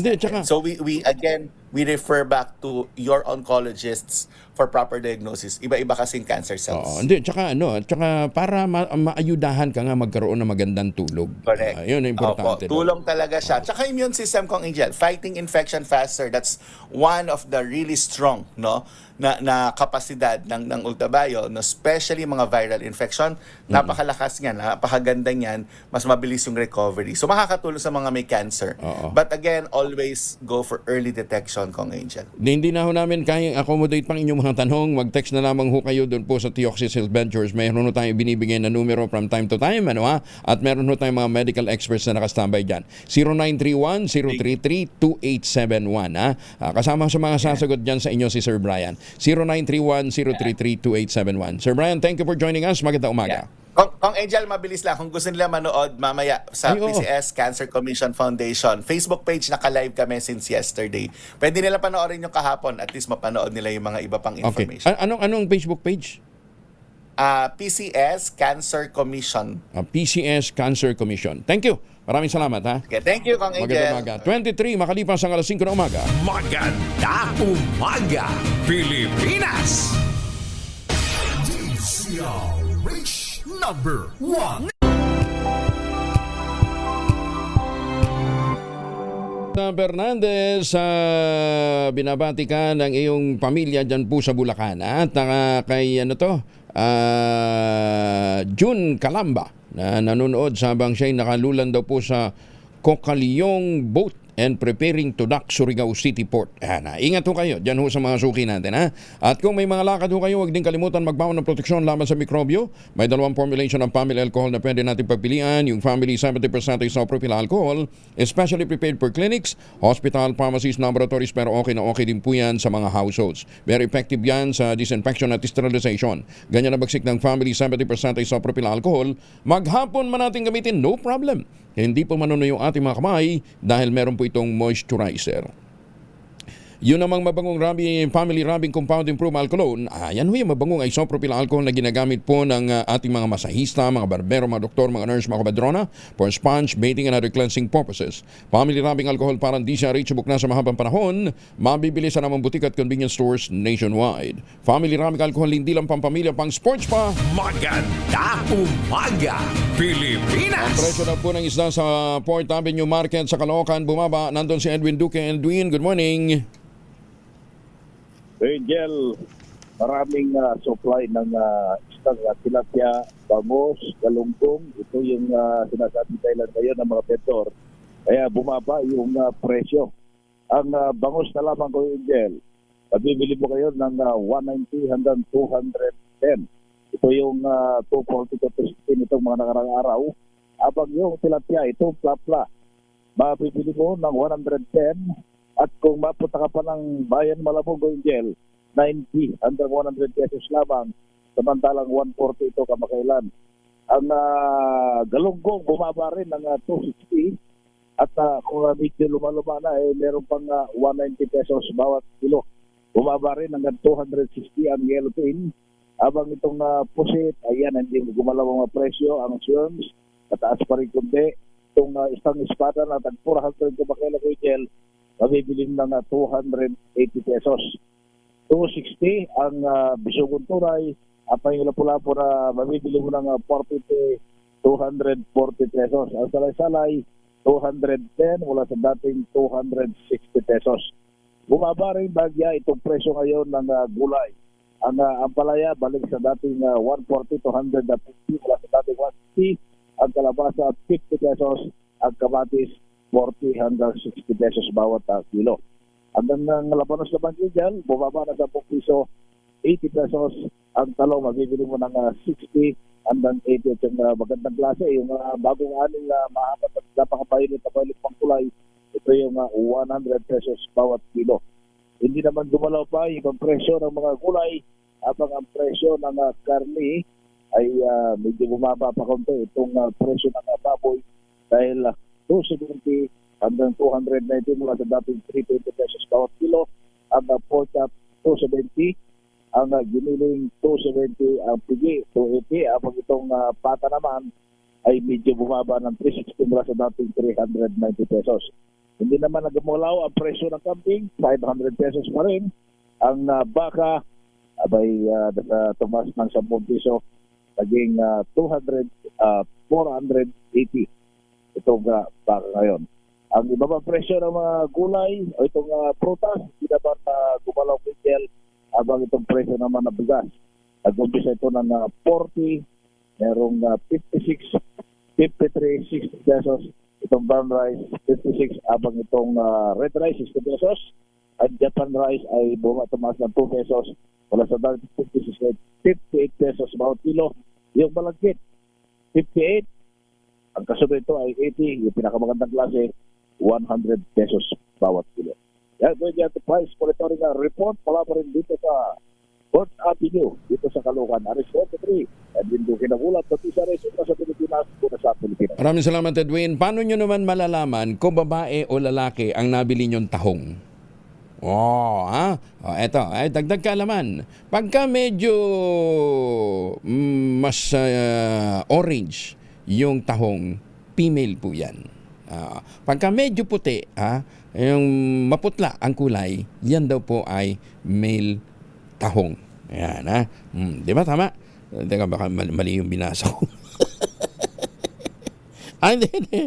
Yan. Mas colorful po, mas makulay, mas kulay orange ang female tahong. Ayan, Tapos ang lalaki ay maputla, mas maputla, less colorful than the female tahong. Yan pala yun. Bakit daw nagiging maputla yung male na tahong? Ganoon naman talaga eh. Pag pinagtabi mo, yung male at saka female, namumutla si male eh. Lalong-lalo na pagka maraming female. Magandang umaga, Pilipinas! Magandang umaga. Boss Rex, si Kadote Tampadong. Magandang umaga ho sa inyo, ha? Ayan, ha? Ay, teka nga pala. Para ho sa kaalaman nung mga naghahanap dito sa Mokong na ito, ha? Si Christian Kalalang E. Santiago, nahuli na po ito ng Manila Police District. Daming kaso pala nito, nasaan to? Nasa CIDG.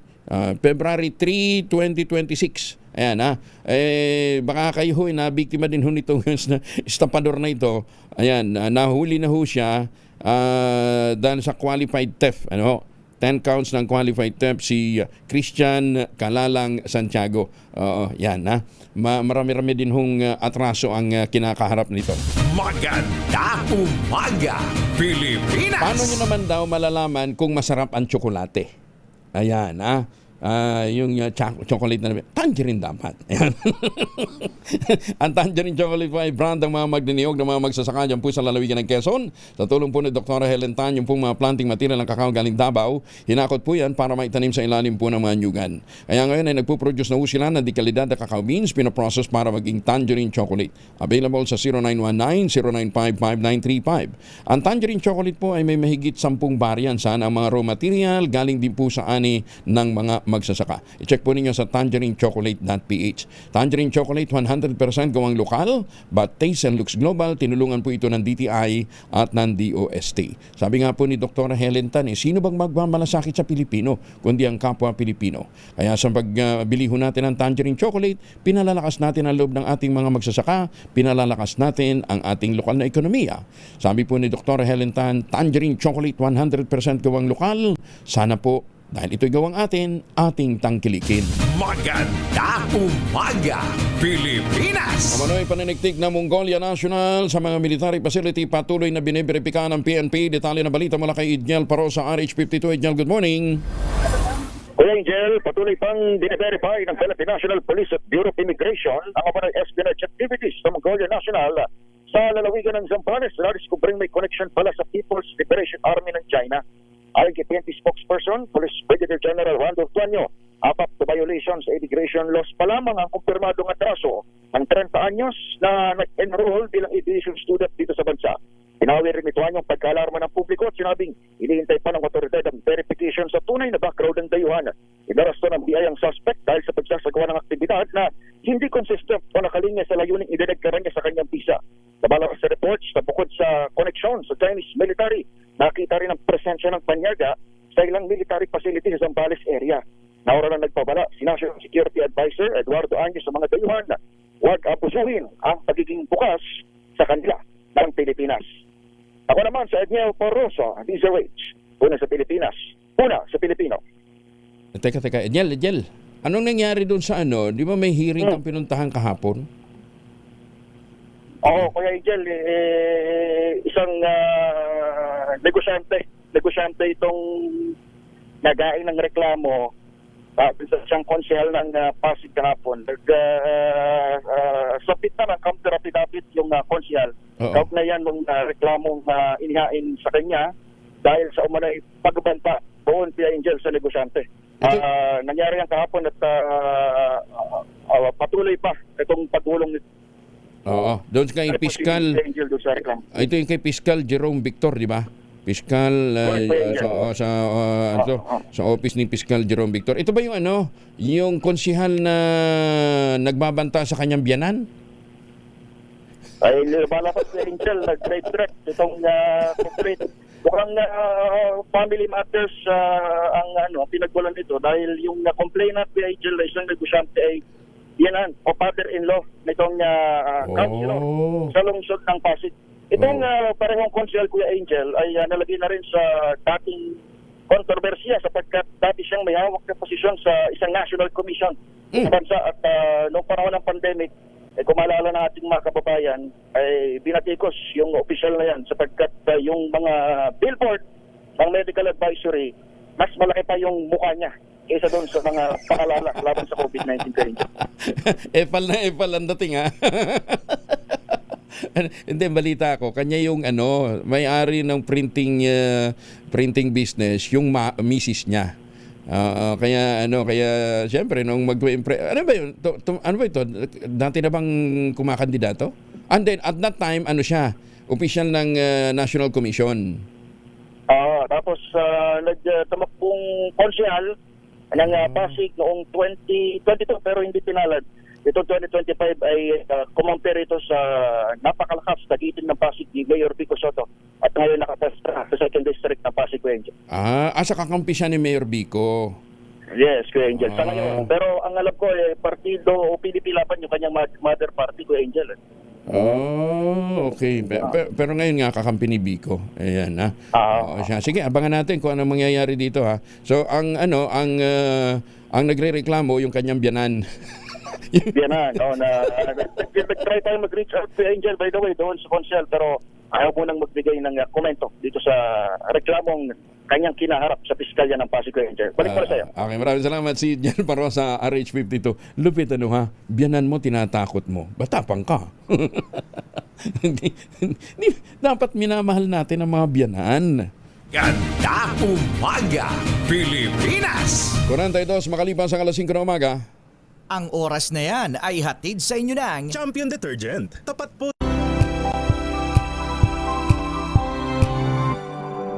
sa Inupacan, Leyte. Mayor Sunny Mendoza, good morning. Diyan sa Talisay, Batangas. Ambassador Harry Amping. Ay, masuki natin si Justice Sinergito, si Justice Max De Leon. Hoy, get well, Chief Justice Alex Esmundo. At Justice Raul Villanueva, si Justice Maidas Marquez. Ayan, good morning ha. Tita Sally, nanay ni Justice Raul Villanueva na suki ho natin tuwing umaga ha. Magandang umaga po sa ating mga walang sawang taga-sumaybay. Lalong-lalo na po yung ating Midnight Singers dyan po sa San Diego, California. Nananakit naman yung mga kasukasuan, nagkakaringkel, sumihina na bang kalamnan? Epekta po yan ng ating pagkakaroon ng dagdag na edad. Huwag natin sabihin pagtanda. Ipinakikilala ang Ultaplex, isang health drink mula po sa mga lumikha ng Ultabio backed by Japanese technology. Ang Ultaplex ay may HCG complex, hydrolyzed marine collagen para sa skin na joints, HMB pampalakas ng muscles, glucosa green para naman sa ginhawa ng kasukasuan. Available in coffee with stevia at powdered drink mix. Kaya ang bawin ng galaw, sigla at ganda kahit nagkakaedad na with proper diet and exercise. Hanapin lamang po ang Ultaplex sa Shopee, Lazada at ultabio.shop. Ang Ultaplex ay hindi gamot at hindi dapat gamiting panggamot sa anumang uri ng sakit. If symptoms persist, consult your doctor. Maganda Umaga, Pilipinas! Ay, congratulations nga pala uli doon po sa ating winner ng mahiwagang tunog. Papadala namin sa inyo yung premyo, ha. Asa na ba yun? Nawala na naman. O basta ito ay taga Nueva Ecija. Ayan. Nakapasa naman ang 3,264 mula sa 6,294 examinees na kumuha ng February 2026 Mechanical Engineering Licensure Examination. Sa datos ng Professional Regulations Commission, top-notcher sa pagsusulit si Jose Corong Jr. mula sa Visayas State University. Nakakuha ito ng 93.25% na rating. Nanguna naman ang University of the Philippines Diliman sa listahan ng top-performing schools, sinusundan ng Technological University of the Philippines Visayas. Samantala 1,000 mula sa 100 mula sa 120 ang nakapasa sa February 2026 Certified Plant Mechanics Computer-Based Licensure Examination, kung saan nanguna si Chris Adame Traste Halyegado mula sa Mindanao State University, General Santos City. Congratulations! Magandang umaga, Pilipinas! Ay, sino daw itong nanunungkulan pa rin sa gobyerno na sumabit noon sa pagbibenta ng mga baril sa North Korea? Uy, talaga? Oo. Tao daw ito ng isang kilalang malapit sa Malacanang. Aba, saan natin pag-usapan niya na assets ni dating Public Works Secretary Bunoan, sinisilip na rin ng ICI. Detalye na balita mula kay Giselle Ricoport, RH15. Giselle, good morning. Good morning, Kuyang Angel. Sinisilip na rin ng Independent Commission for Infrastructure ang assets ni dating Public Works Secretary Manuel Manny Bunoan. Sabi sa DZRH News ni ICI Technical Working Group Chairman Undersecretary Aboy Paraiso, kasama si Bunoan sa mahigit 100, 40 individual na itinuturing nilang persons of interest ngayon. Kasamaan niya sa mga hinahanap ng TWG yung mga posible na paintings ng former secretary sa mga gallery. Sinabi ni Paraiso na nakikipag-ugnayan na sila sa Bureau of Internal Revenue para sa posibilidad na may deklarado na mga painting si Bunoan at iba pang kinakaladkad sa anomalya sa flood control. Hinahanap na anya nito ang maaring mga naging transaksyon, maging yung mga hindi inireport na mga sabit sa anomalya. Sa ngayon, sabi ng TWG Chairman, wala pa naman silang nadidiskubre na ganitong assets ni Bunoan. Ipinaliwanag niya na kapag markadong persons of interest ng grupo, otomatikong iniimbestigahan sila at posibleng maging subject ng forfeiture o preservation yung assets ng mga yan. Ito si Giselle Ricoport para sa DZRH, una sa Pilipinas, una sa Pilipino. Maraming salamat, Giselle. Ang mga taga-BIR, marami rin mahilig sa painting. Nangongolekta din sila ng mga painting. Magandang umaga sa mga taga-Hayward, California. Muling pinatunayan ng Philippine Marine Corps ang kanilang galing sa pandaigdigang entablado matapos makasungkit ng bronze medal sa Cambrian Patrol Exercises 2025 na ginanap sa Brecon, Wales, United Kingdom. Bagaling! Ang nasabing ehersisyo ay madalas na tawaging Olympics of Military Patrolling. Sinasalihan ito ng mahigit 1,000 sundalo mula sa 122 teams sa buong mundo. Kabilang dito ang 56 regular army units, 12 reserve formation, 18 university teams at 34 international contingents. Ang Philippine Marines sa pamamagitan ng Force Reconnaissance Regiment ay nagpadala ng 8 kataong koponan na pinamumunuan ni First Lieutenant Rodolfo Banastas ng Philippine Navy Marine, isang bagong graduate ng British All-Arms Commando Course. Nakasama niya rin sina Sergeant Nelson Layugan, Corporal Clifford Gimpatan, Corporal Lionel Bugis, Corporal Dender Estuesta, Corporal Jason Balawig at PFC Amil Irea, gayon din si Private First Class Roldan Guloy. Congratulations! Magandang umaga, Pilipinas! 5 minuto na lamang, 8 na umaga. DZRH number 1.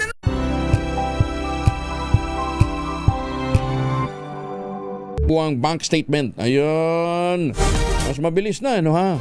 Para naman sa mga multiple application, maaari na rin magsumite ng iisang kopya ng mga common document gaya ng invitation letter, family relationship document at company-related documents at ikakabit na lamang ito sa file ng representative applicant.